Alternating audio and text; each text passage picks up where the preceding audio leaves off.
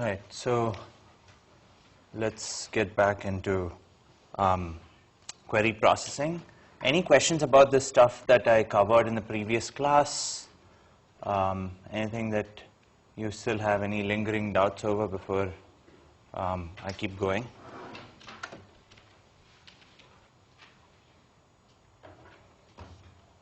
Okay, so the last time we were talking about given a logical operator, let's say a sort or a scan or even a join or a union, how would we implement that in the database? So how would that be implemented and executed on a real database? For that we need physical operators. These physical operators are nothing but implementations of the logical operators. And we talked about a number of ways you can implement sequentially scanning through a relation, as well as sorting a relation, and sorting and scanning the relation at the same time. Okay, so then now we are switching over and talking about the more general space of operators, and there are, we talked about two possible classifications for how to think about these operators. The first is based on whether it's using hashing, indexing, or sorting, so that's one classification. The second classification is whether it's one pass, two pass, or many pass. The two metrics that we talked about last time were I/O costs. So this is the number of sort of operations or blocks that you're either fetching or writing back to disk. Remember once again that in the previous lecture we talked about how we will not count the cost for the last write back to disk. Everything up until that point will be counted. So the last write back to disk is not counted because it may not be written back to disk, it may be consumed by another operator. So we won't count the cost of writing out the final results, but everything else up until that point we will count. Okay. The second metric that we've been sort of fiddling around with a little bit is buffer requirement. So how much main memory do you need to implement and execute these operators? Okay. So these are the two requirements that we talked about. And we already saw examples for how to reason about the cost and the buffer requirements for sorting and scanning. Okay, so so we talked about how to just simply scan through a relation as well as doing sort scan. Yep. Is it possible to get rid of that message on the screen? There's something on the screen there. Good. Let me try to get rid of it. How do I do that? Possible to replace your lamp. Okay. Let's see. Whoops. I don't even know what I would need to look at to get rid of that. So that makes it a little challenging. Let's see.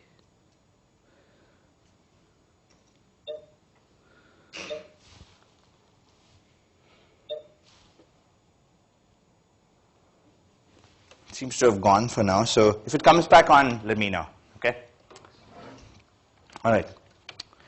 So so now we're going to be talking about the most important classification, which is the one pass, two pass, or the many pass classification, and how that leads to various possible implementations of these operators. One thing that I want to caution you is I'm going to be a little bit sloppy in terms of estimating cost. This is because cost estimation is extremely hard to get absolutely accurately, and anyway our estimates are going to be off by a lot, so I'm going to be a little sloppy in that. So just watch out and keep in mind the more important aspect here is the order of magnitudes rather than the actual numbers themselves. So as I'm going along, just keep that in mind, because anyway most of my estimates are going to be approximate and therefore I'm going to be sloppy. Okay, so just watch out and keep that in mind. As far as possible I try to be precise, but I may not be in all cases. Okay, again what is important is the order of magnitudes such that we can do comparisons between different physical implementations for the same operator. Okay, ultimately that's what we really need.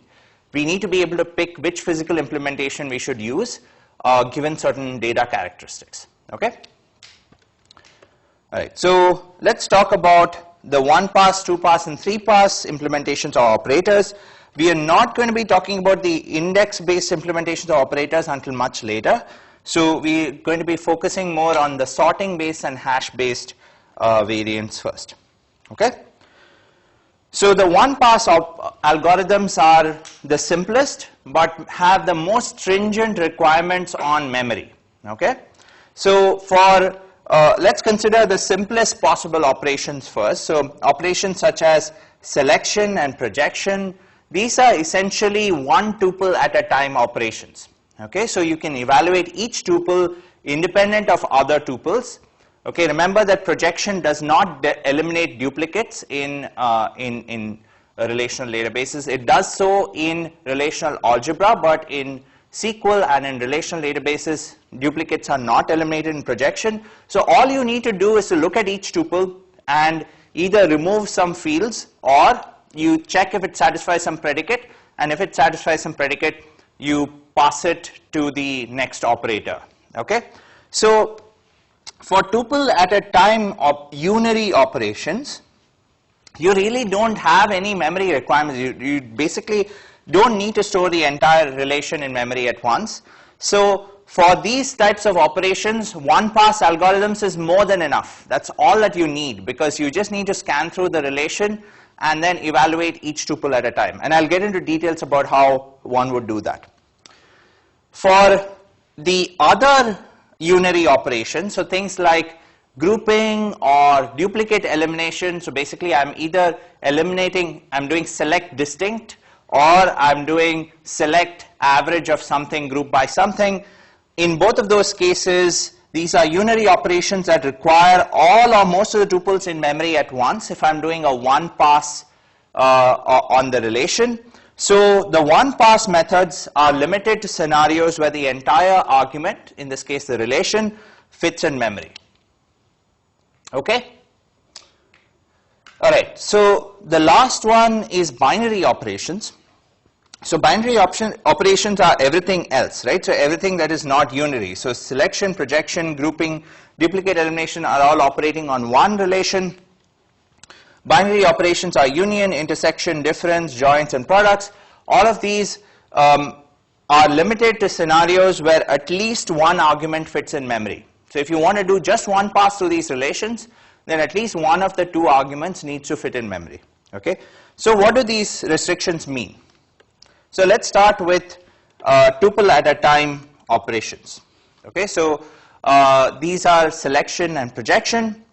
Selection and projection is straightforward because you need to look at each tuple at a time and either make a judgment or operate on it independent of other tuples. So if you think of the two blocks or two units of storage in memory, two locations of your buffer, you have one which is reading in the relation and one that is designated as the output.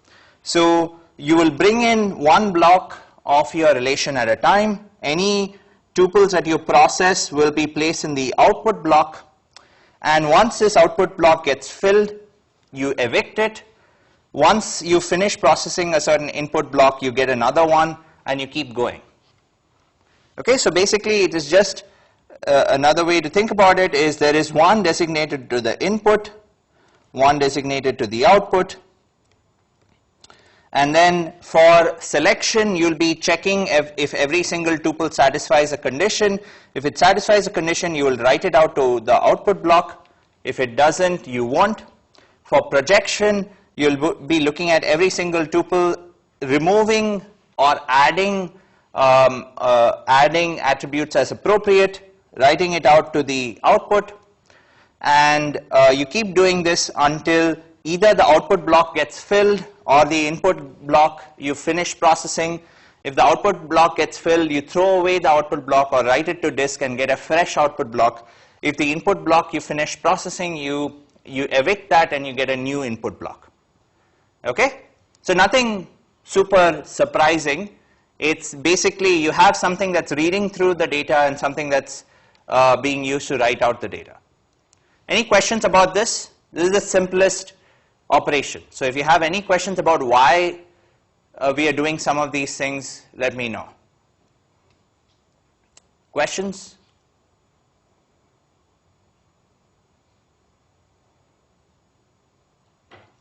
Okay, so like I said, you're bringing the data into buffers, you're making a single pass over this data. The amount of buffers or memory blocks that you need is basically 2, it's greater than 1, because you need 1 for the input, 1 for the output, that's all you need. So it's a very loose, very lightweight requirement in order to do a one-pass algorithm, at least for these tuple at a time style operations. Okay, so let's talk about the cost. Okay, so the cost. So what do you guys think the cost would be? What is the cost of applying selection or projection? And we are counting in units of blocks of input output, right? So what we are reading and what we are writing out, those are the things that I'm going to count as part of my cost. So what is the cost here?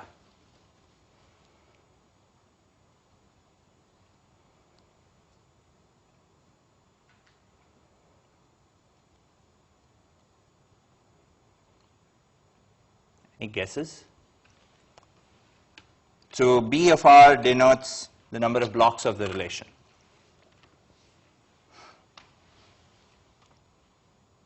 Yep. It's the number of blocks. It's the number of blocks, right? Yeah, you're right. So the cost is simply the cost of reading in the relation, and you're reading in the relation one block at a time. So the cost is simply equal to B of R, right? We don't count the cost of writing out because that is common to all physical implementation, so we don't count that cost. So in this case, it's only the cost to read in the relation, that is simply B of R, so that is the cost. Okay? Not a trick question, this was easy. Anything else? Any other questions on this before I keep going? Okay, so this is the cost, but one thing to remember is that this is a cost assuming certain aspects. The first is that this is a clustered relation on disk. If it's not a clustered relation, then unfortunately the cost can be as high as T of R, okay, because you might end up having one tuple in each block, in which case you have as many blocks as the number of tuples, which is T of R. They're also assuming that there is no index available for the selection attributes. If you have an index available for the selection attributes, you may be able to exploit that to reduce the cost even further. Okay, so those are the two caveats. Also, another caveat is that R could be coming from another operation or could have an index available. We will get into either on the selection attribute or on a different attribute. We'll get back to this later. Okay, but for now the only thing that matters is assuming that you have a cluster relation on disk and ignoring the presence of indexes, the cost of doing selection or projection, which are both tuple at a time operations, is B of R. Okay? All right. So let's talk about duplicate elimination or select distinct. Okay? So even though we did not introduce duplicate elimination as part of relational algebra, there's actually a version of relational algebra, it's called extended relational algebra, that has a Greek symbol for duplicate elimination as well as a Greek symbol for grouping. I'll introduce it. It's not really super important, but it's just convenient here as notation. So it's delta. Okay? So delta of R will eliminate all of the duplicate tuples in R. It will just retain one copy of each tuple. Okay? Good so far? Okay. So if I wanted to do duplicate elimination in one pass, then I need to keep some kind of a dictionary in memory. I need to maintain some form of a data structure that maintains the set of unique tuples that I've seen so far. This could be using a balanced search tree, a hash table, or what have you. Okay? So one way to visualize this one-pass algorithm for duplicate elimination would be you have one buffer for storing the current block of tuples of the relation R that you're processing, and a set of blocks that contains your dictionary. This could be either a hash table or a balanced search tree or some other data structure, right? You could even simply be storing all of the unique tuples that you've seen so far in an array, okay, or a linked list. It doesn't matter. Ultimately, you have a dictionary data structure that is storing all of the distinct tuples that you've seen so far, and then you process one block at a time of the relation. You then check if it is present in the dictionary. If it is not present in the dictionary, you add it. Okay, you add it to the dictionary. If it is present, then you don't add it, and you keep going. Okay, you keep going, and once you're done sort of processing all of the tuples of the relation, you take the dictionary and you output that one block at a time to disk. Okay? So what would be the cost requirements for something like this? So how many blocks do I need to process to complete this operation? What are my memory requirements?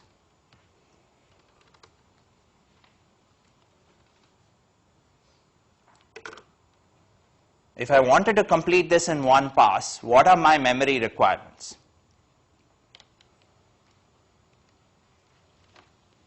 Okay, let's start with a simpler question. What is the cost of this operation? How many IOs are needed for this? Again, it's not a trick question, it's easy. Yep? Like the number of distinct relations. Number of distinct relations? Well, number of distinct tuples. I think it's simpler than that. Yep? Just B of R again. Yeah, it's just B of R, right? You're reading in the entire relation, and therefore that is a cost, right? The cost of writing, once again, we're going to ignore.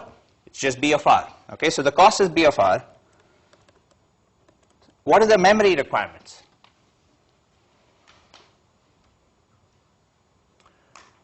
So the memory requirements basically dictate that I want to be able to store a dictionary of all of the distinct tuples that I've seen so far in memory.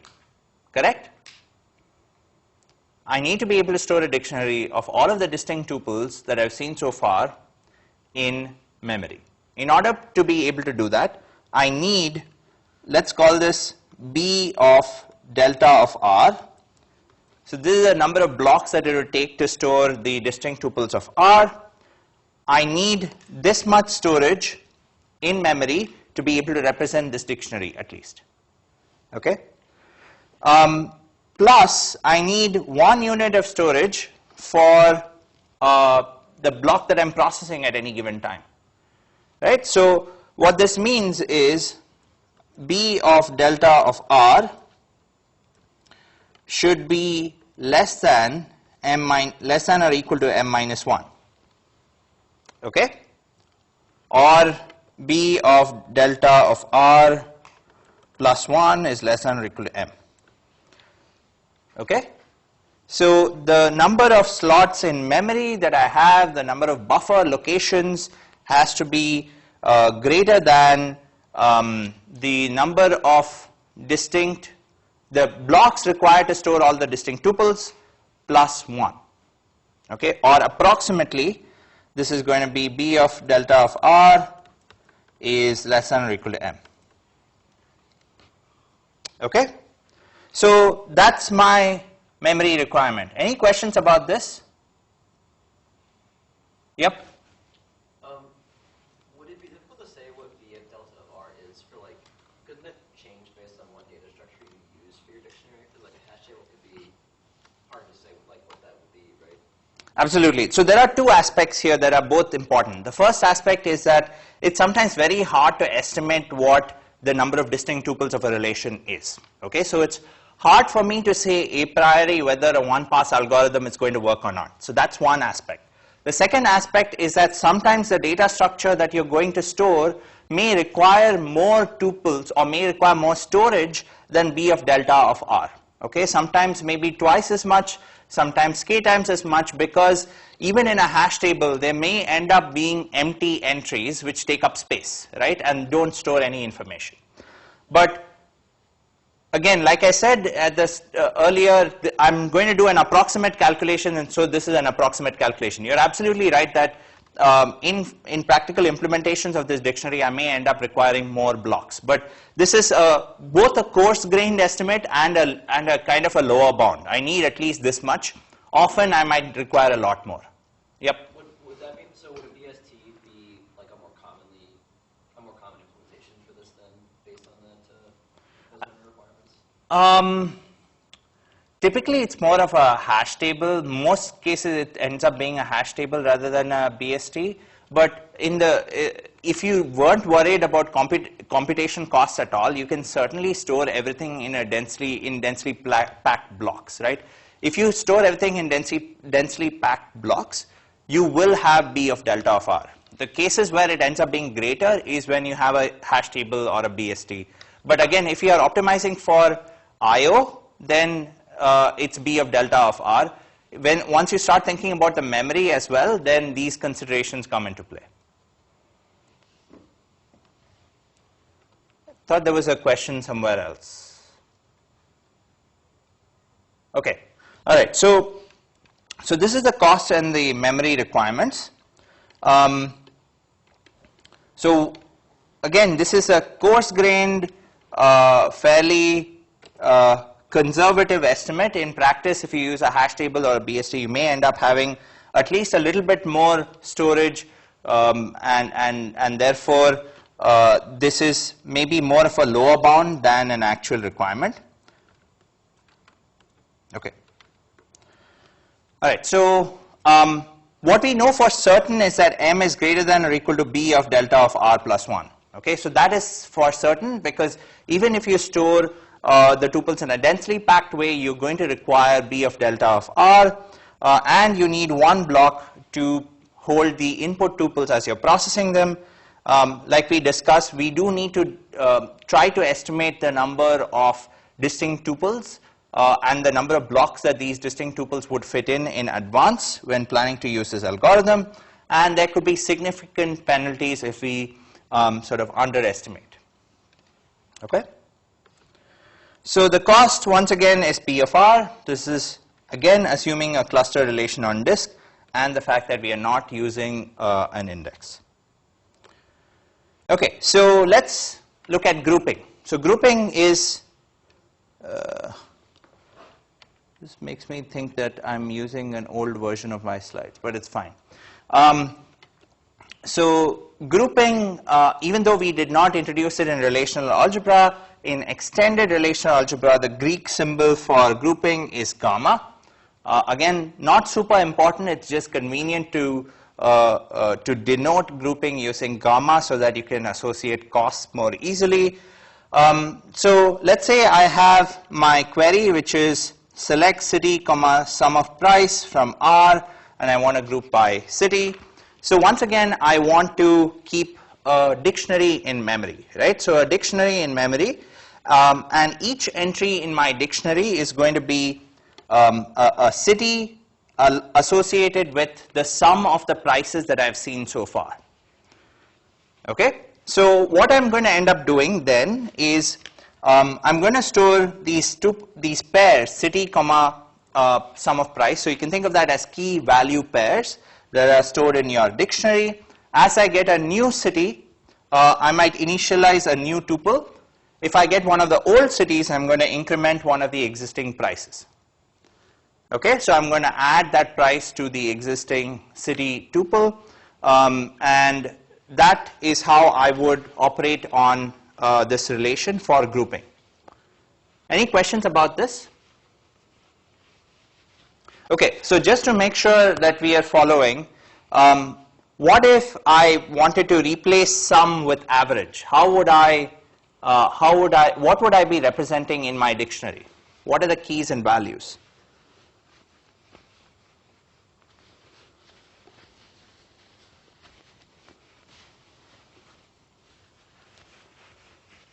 Any thoughts?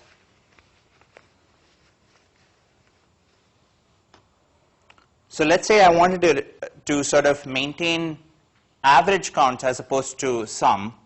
How would I want to average of price in this case as opposed to sum? How would I represent that in my dictionary so that I can maintain these statistics as I read more and more tuples? So let me once again recap what I did with sum, okay? So what I had with sum was, you can think of me storing a dictionary. What this is essentially like some lookup table where I have various cities and the current price that I have so far. So I might have, let's say, Chicago, San Francisco, New York, and so on. And this is the sum of the price that I've, of all the tuples that I've seen so far that match Chicago.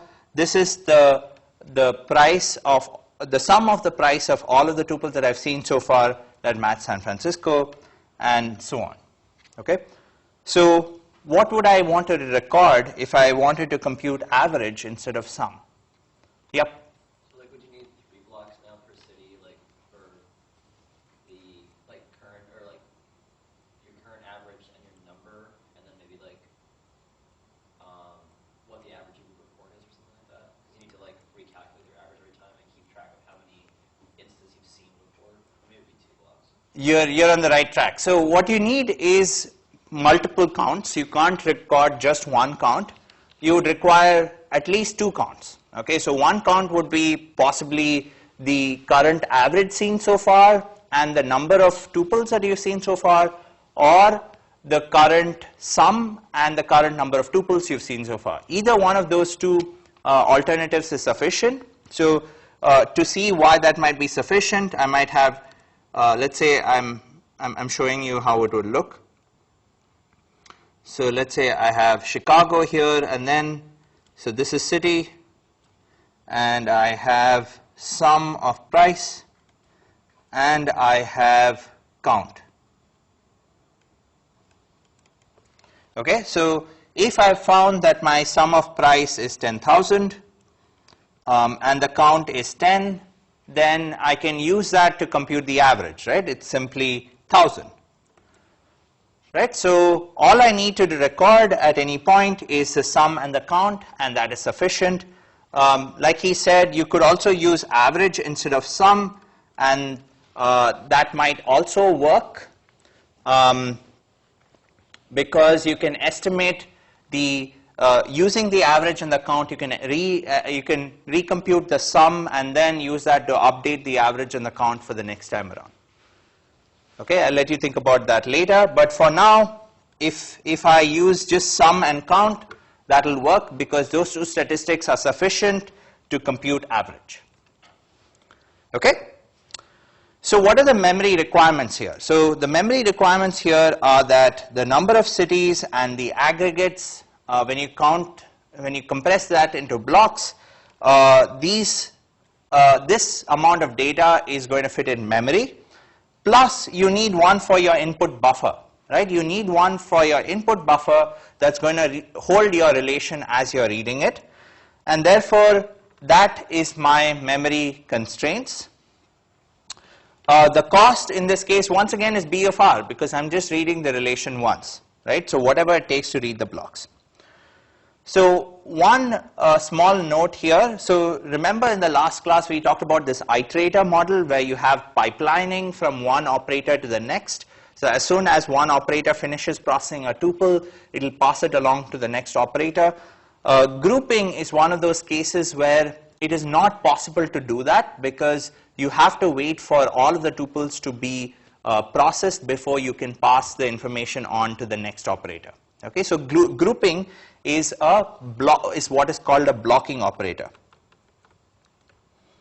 Okay, so when you're using a 1-pass algorithm for grouping, in fact, even if you use a 2-pass algorithm, grouping is always going to lead you to blocks. You can't process tuples in a pipelined fashion. Okay, so moving on from grouping, let's talk about unions and intersections. Okay? Let's start with bag union. Bag union is a variant of union when I am retaining the number of copies of each tuple. Okay? So I'm simply unioning the two relations without worrying about duplicates.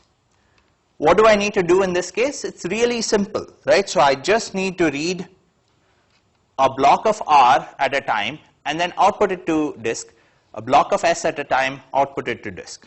Okay? So what is the cost here? Again, not a trick question. Yep. BFR plus BFS? Yep, BFR plus BFS. Right? It's very simple. And what are the memory requirements? Basically nothing, right? So I want M is greater than or equal to 1. That's it. I just need one block. Okay? All right. So let's look at other binary operations which may require more sort of finesse. So other binary operations, typically you may end up having to read the smaller relation first, you store it in memory, and you build some kind of data structure so that tuples can be accessed and inserted efficiently. So this might be a hash table or a B tree that you build on the first relation. Second relation then, you read the other relation block by block, you go through each tuple, and then you decide whether to perform an output operation or not. Okay? So this is once again conceptually two steps. The first step is you read one block of the first relation at a time and you build some data structure in memory. The second step is, so this is, let's say, relation S, and then now you built a dictionary of relation S. Okay? After that, you're going to read in one block of R at a time. You are then going to look up this dictionary of S, and then you will output one or more tuples into the output buffer. When this output buffer gets filled, you will send it to disk. Okay? And when you finished operating on each block, one block at a time, you will get a new block from relation R. Once again, you'll do the same process of checking up stuff in the dictionary and then outputting it to the output buffer. Okay? So the memory requirements here are that M is greater than minimum of BFR or BFS, or more precisely, I need the minimum of BFR and BFS plus 2 to be smaller than or equal to M. And why is that? Well, this, if you take this dictionary structure, the minimum amount of storage that's required to store this dictionary structure is minimum of BFR and BFS. Okay? Then I need one block of storage to store the tuples as I'm processing them, one block to store the tuples as I'm outputting them. So that explains the right-hand side of this equation. Okay? This step, on the other hand, doesn't have as stringent a memory requirement. All I need to do is to store one block here of input, and then I need the rest, which is, so here, what are my memory requirements? I need M to be greater than or equal to min of BFR, BFS plus 1. This is a stricter condition, so this is what is going to be, in some sense, the rate determining step, right? So this is the one that is more strict, so this is the one that we need to worry about. If this one is satisfied, then this is automatically satisfied. So the second step is going to be more crucial. That's the one that we need to worry about a little bit more. Okay? So, so does this expression make sense to you folks? Is there anything about this that's not clear? Yes? Sure. Okay. So there are two steps here, the build and the check. So the first step is I'm going to so I have relation R and relation S, okay? I'm going to look at both of these, and then I'm going to say, let's say that relation S is the smaller of the two relations, okay? So B of R is greater than B of S, okay? So if so, then I'm going to take S and then build a dictionary structure using S. So I'm going to take one block of S at a time and then process it and build a dictionary structure. So this is my dictionary of S. Okay? Second step is to read the blocks of R one block at a time, look up the dictionary of S, and then produce some output. So here I'm reading in one block of R at a time, I'm looking up dictionary of S, and then I'm producing output. Okay? So this seems a little abstract. Hold on to your horses. We'll get to that in a second. We'll get to concrete sort of operators on the next slide. Okay, but hopefully this build and check stuff is clear, at least at an abstract level. Okay. Okay. So let's look at a concrete implementation. Okay. So let's say I wanted to do set union. So set union is an operation where I want to union the tuples in two relations but eliminate the duplicates. Okay, so I need to remove all of the tuples that are duplicates in these two relations. So the first thing that I'm going to do is I'm going to read the smaller relation, say S, into memory. Okay, so I'm going to read the smaller relation, let's say it is S, into memory. Then I'm going to build a search structure whose search key is the entire tuple. Okay, so I'm going to build a search structure whose search key is the entire tuple. In this case, I can use up to m-2 blocks. Okay, I can use up to m-2 blocks for this. Remember, I still need one block for storing R and one block for storing the output. So that's why I've designated 2 blocks for those two things.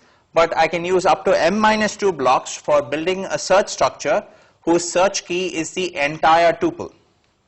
Then I am going to read R block by block. So I have one block designated for reading in R.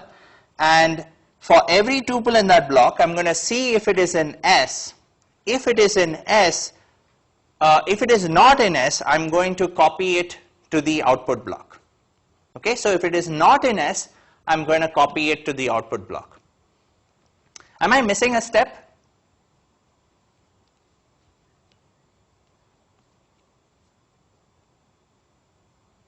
So what have I gotten so far?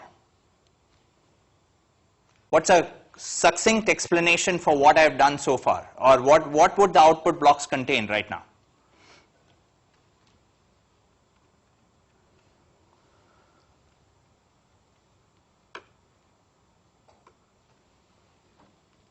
Yep. So are we not finding the difference here actually? Yes, so far all that I've written out is what is in R but not in S. So you're absolutely right. So what I have so far is what is in R but what is not in S, right? The last step here is to go through S, so go through the dictionary structure and then output that dictionary structure to disk. Okay?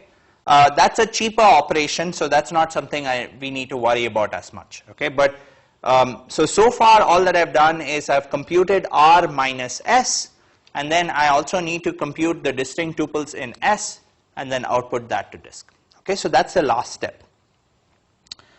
But so let me add that as the last step. So output distinct tuples of S from dictionary structure.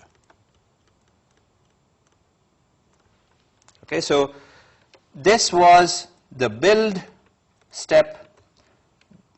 So these two were the build step, this was the check step, and this is one last step when we are outputting the dictionary. So output dictionary. Okay, so these are the 3 steps to compute set union. The memory requirement, like I explained in the previous slide, is m is greater than or equal to the smaller of the 2 relations plus 2, because You need the small of the two relations to fit as a dictionary structure, plus you need two blocks, one for the input, one for the output. And what's the cost? The cost is simply reading in R and reading in S. So the cost is simply B of R plus B of S. Okay? Questions about this? Yep. Is there no cost for building the search structure itself? There is a cost for that, but that's computation cost. It's not cost of I/O. Of I/O, okay. So once again, the thing to remember here is that the cost of I/O typically dominates the computation costs. So that's why, at least in our analysis, we are ignoring computation costs altogether. Any other questions?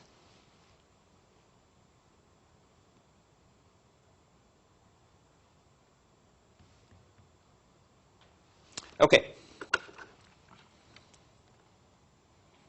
So maybe I'll stay on this slide and I'll ask you additional questions. So we've done set union, right? So what about set intersection? Okay.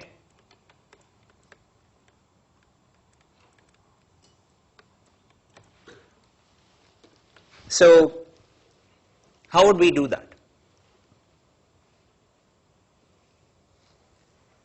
So using pretty much a similar outline or similar set of phases, how would you do set intersection as opposed to set union?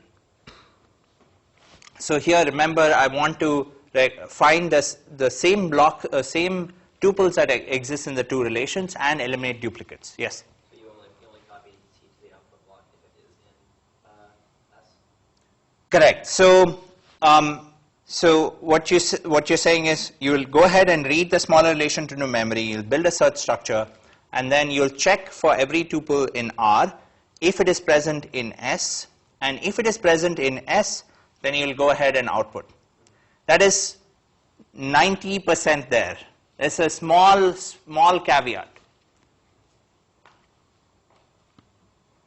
Yep. Isn't the caveat just like that, like there are some things in S that aren't in R? There are some things in S that aren't in R. If they are not in R, then you don't need to worry about it, right? So that's that it is an intersection after all. Yep. That method won't eliminate the duplicate tuples, will it? Exactly. So if you have multiple tuples in R that are the same, you may end up outputting that multiple times. So you will look at this tuple A in R. You'll check if it is in S. If it is in S, you'll output A.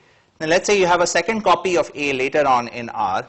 Once again, you'll check. You'll say, oh, it's there in S, so I'll go ahead and output. So now you have two copies of A in the output, which is not what you wanted. Okay? So how would you fix that?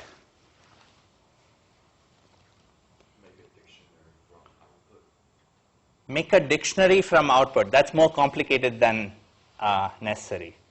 Something simpler. When we check to see if the tuple from R is in S, if it is, then we remove the tuple from S. That's a good alternative. So if you when you're checking a tuple in R, its membership in the dictionary. If it is in the dictionary, then you remove it. That'll work. That's a perfectly valid alternative. Another alternative is to have another bit associated with this dictionary that outputs whether this tuple has already been output or not. So it starts off with a value of 0, it becomes 1 if it's already been output.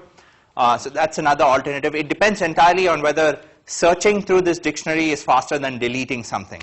But again, from the computation standpoint, both of these alternatives are equivalent. So ultimately what you need to do is, as you processed each tuple, you're going to essentially delete that tuple from the dictionary, like he said. That's a perfectly correct alternative. And then you keep doing that, and as you detect new tuples that intersect between R and S, you'll pass that along to the output. Okay? Any questions about this? Okay. So we've already talked about set difference for R minus S. Let's quickly talk about S minus R. So how would we do S minus R?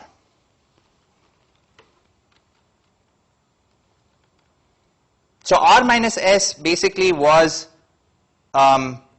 these 3 steps, right? Or the first 3 steps and not the last step, right? So we are done with R minus S, we're done with set intersection, done with set union. How would we do S minus R? So that's the last missing piece.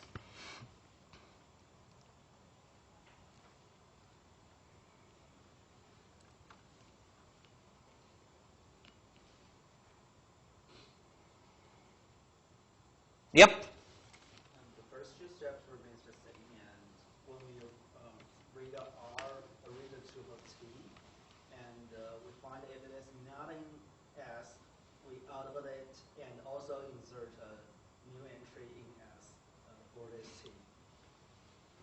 Okay, so I think that might be a little too complicated, but try to explain it to me again. What I mean is, whenever we read a new tuple, Yes, from R you mean? from R, Yeah. and we find if it is not in S, If it is not in S, okay. we just output it.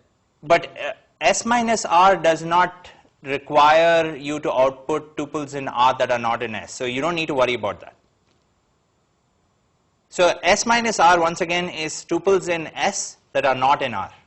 That's it. Yes? It's just whenever you read a block from R, you just delete the corresponding thing from S, and it's Okay, and then after that? output the remaining. Okay, perfect. So as you're reading in R, if you find for every tuple T in R, if you find that tuple in the dictionary, you go ahead and delete it. And once you're done processing all of R, whatever tuples are remaining in S in the dictionary, you can output that. So that is S minus R. So that's absolutely right. Okay, great. So that's exactly what I wanted to discuss. In terms of the memory requirements, all of these operations are the same. They all have M is greater than or equal to minimum of B of R and B of S plus 2, and the cost is B of R plus B of S. So I'm just going to skip over all of this that we already covered. There are algorithms also for bag intersection, bag difference, product, and join. I'm not going to cover that in class, but they are similar to the previous one, so you can go ahead and look at the textbook for that. Okay. So now I'm going to move on to nested loop join. So these are what are in some sense known as 1.5 passes, not 2 complete passes on your relation, but more like 1.5 passes on your relation. So you're reading one relation once and the other relation multiple times. So we'll start with the simplest nested loop join. Okay, so a nested loop join, like the name indicates, is just has multiple nested loops. Okay, so let's say R is your relation that's in the outer loop of your nested loop join, and S is your inner relation in your inner loop of the nested loop join. Then the nested loop join basically says for each tuple R in capital R and for each tuple S in capital S, if R and S join, then output R joint with S. Okay, so this is input block designated to R, input block designated to S, and then I try to find tuples that join, and then output that to the output block. Once output block gets filled, I will evict it and get a new output block. Okay, and I'll keep filling that and evicting that. So this algorithm is pretty straightforward. It's just 2 loops going through the tuples in R and S. The memory requirements are very, very weak, okay, very lightweight. It's just M is greater than or equal to 3. I just need 1 block for R, 1 for S, 1 for output, okay, just like I indicated here. The cost here is I'm running this loop TR times TS times. Okay, so I'm running this loop as many times as the number of tuples in R and the number of tuples in S multiplied with each other. Okay, so there's a simple optimization that will reduce this significantly. Any guesses on what that might be?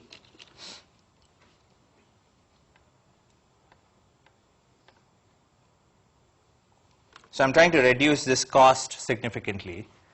There's a simple optimization that will help me do that while keeping the rest of the memory and so on the same.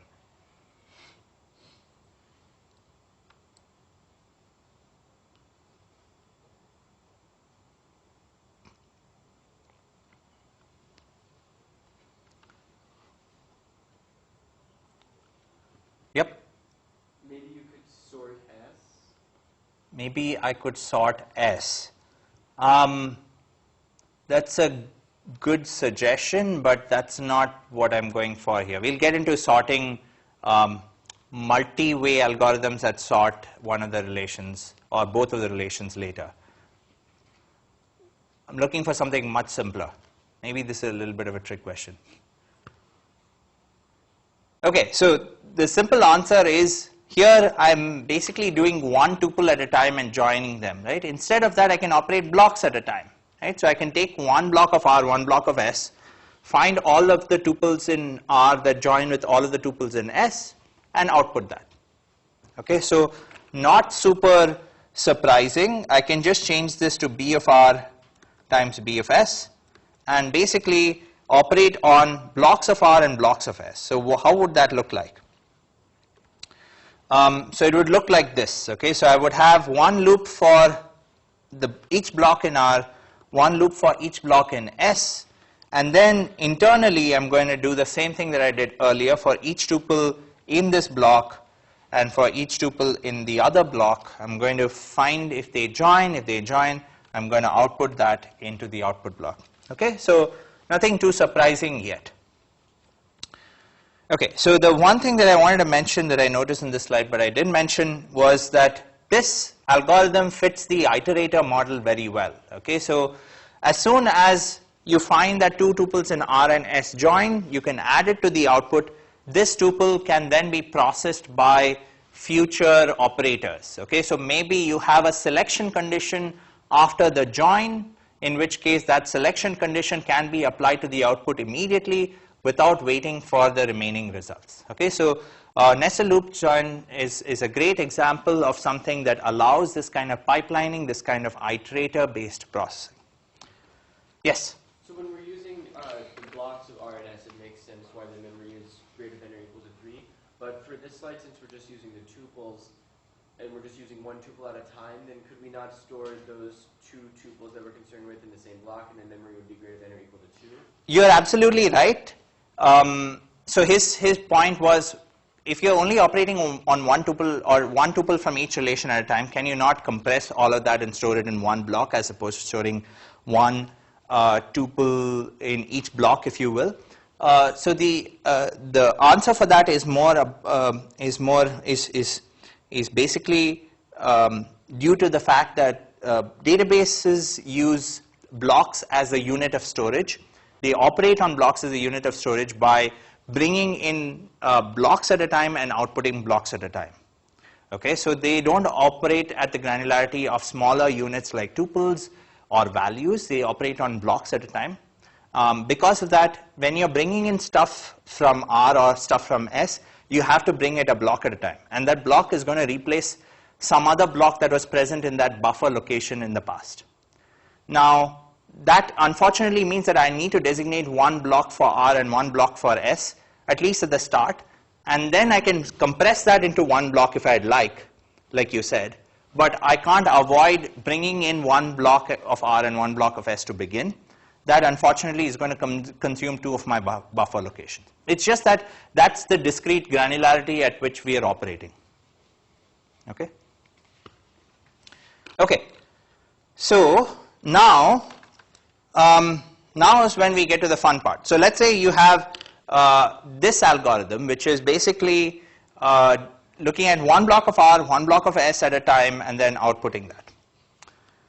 The next question is, can we do better than this algorithm? So this algorithm, if you notice, is not using a lot of memory.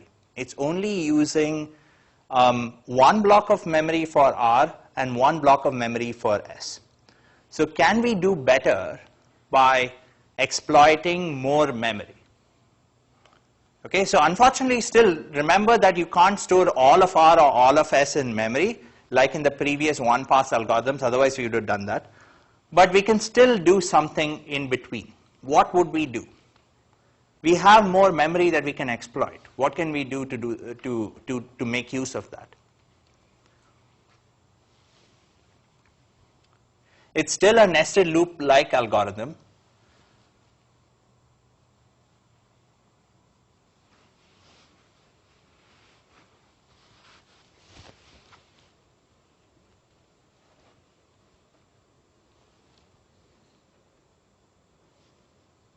Any guesses?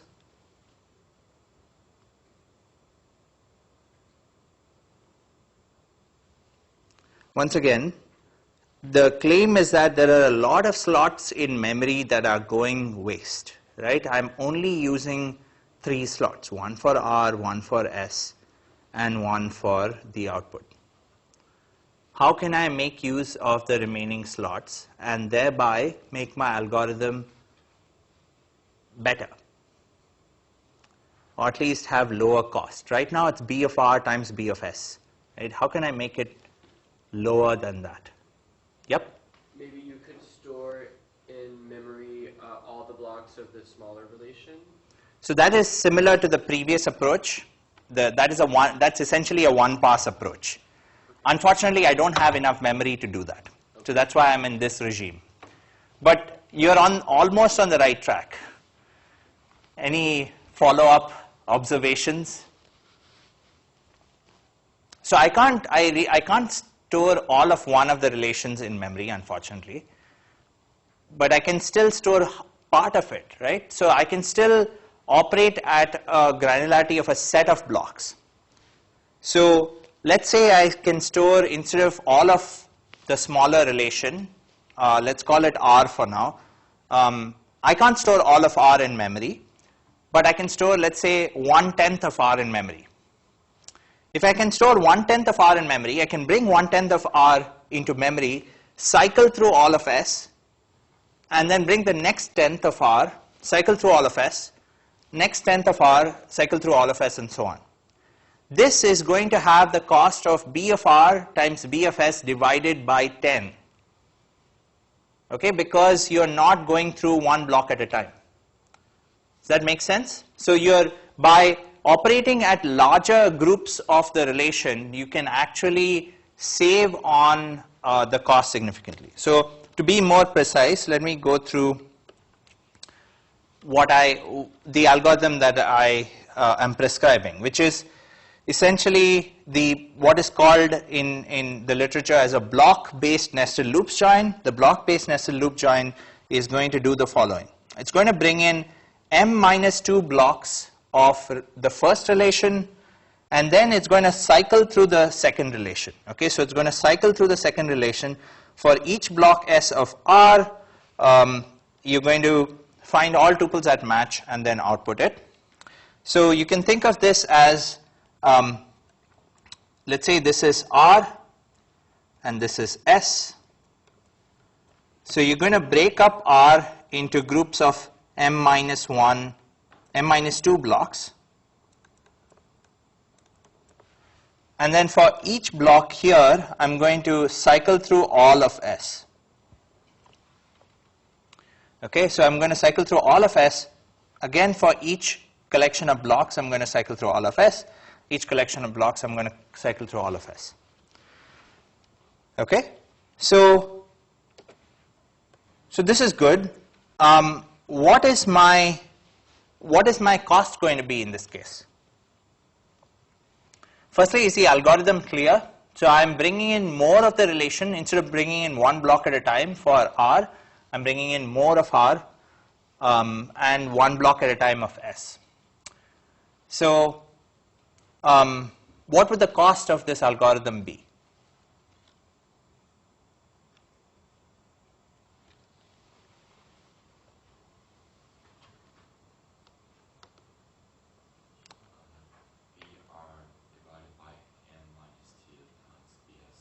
BR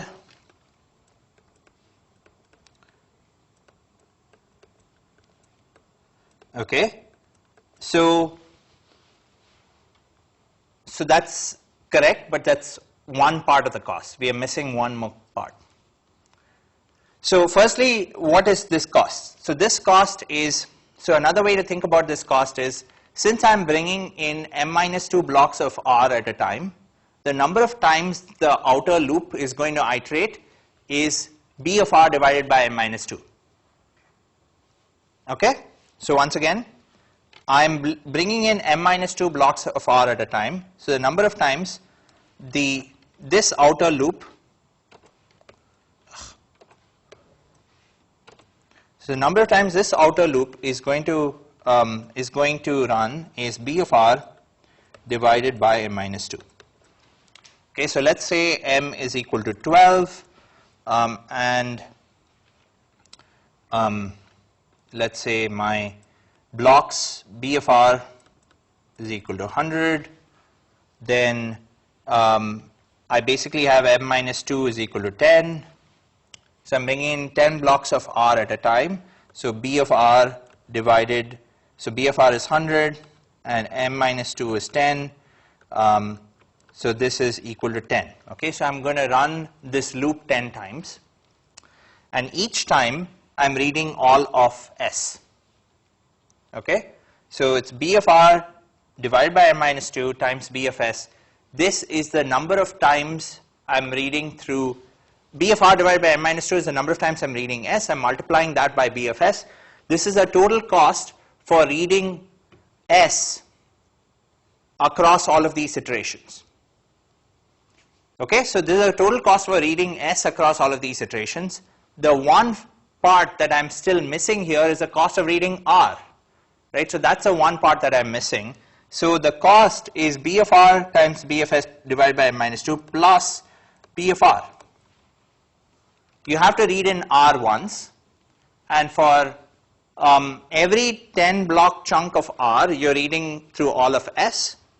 So the cost is B of R plus B of R times B of S divided by m-2. Okay?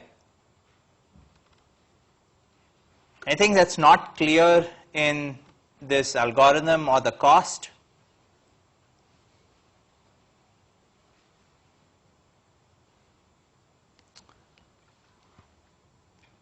Okay, so I selected this m-2 blocks in an intelligent fashion. This is because I knew that I needed to keep one block for every input block of S and one block for the output. So this is why I did that. So the memory requirements here are basically the same as the previous algorithm, right? So I don't really have any other stringent memory requirements. It's still m is greater than or equal to 3. Okay, so there are no stringent memory requirements. This algorithm in some sense is tailored to use as much of your memory as possible by bringing in groups of blocks of one of the two relations at a time in order to process in a batch all of these blocks. Okay, so let me go through a quick example to just show you how this would work. So let's say my M is 4 and my relation R contains 4 blocks. The first block is contains 2 tuples, 1a and 1b. The second contains 1c, 1d, and so on. And the attribute that we are joining on is the first attribute. So it's the value 1. Similarly, S contains 4 blocks.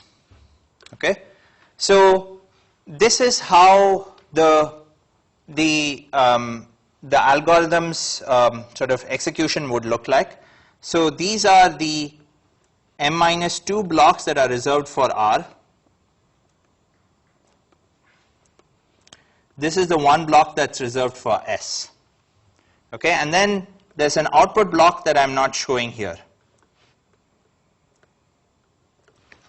Okay, so the first step is I'm going to bring in m-2 blocks of R. So I'm going to bring in the first block and the second block. So that's this one and this one. Okay, so now that I've brought that in, I'm going to bring in the first block of S. That's 1x and 1y. I'm going to join all combinations. In this case, all of the tuples join with each other. So 1a will join with 1x, and 1a will join with 1y. 1b will join with 1x, 1b will join with 1y, 1c will join with 1x, and so on. Okay, so all tuples will join with each other. Once I'm done processing all of them, or as I'm processing each of them, I'll be adding tuples to the output. This output will keep getting evicted to disk. Once I'm done processing basically this block of S, I will go ahead and get the next block of S, which is 1z and 1w. Once I'm done with that, I'll move to the next block of S, which is 1v and 1u, and then to 1t and 1s. Okay? So that's my first iteration of the external loop. Once I'm done with that external loop, I'm going to switch to the next collection of blocks from R, which is this collection. And then I'm going to once again cycle through S. So I'm going to cycle through the first block, second block, third block, and fourth block. And as I'm processing, I'm continuously outputting to the output buffer, which keeps getting written out to disk. Okay, so this is how the nested loops join would work in this case. Okay, so it's bringing in m-2 blocks of one of the two relations, and then one block at a time for the other relation, then doing the join, outputting, and then that output block keeps getting evicted. And then you cycle through the block corresponding to the inner loop in the nested loops join. Once you're done with the m-2 blocks, you move to the next m-2. Once again, you cycle through the inner loop. Then you move to the next n-2, and then you cycle through the inner loop and so on. Okay? Any questions about this? So, using the formula on the last slide, it looks like that the cost would be 12. But here, it kind of appears that the cost would be 8, I guess. I guess I'm just having trouble seeing where that extra b of r that we wrote on the last slide is incorporated here. Good. Okay. So the cost is cost of reading in S, or cost of reading in R plus cost of reading in S. Okay? The cost of reading in R is, you're reading in R only once. Correct? So the cost of R is B of R.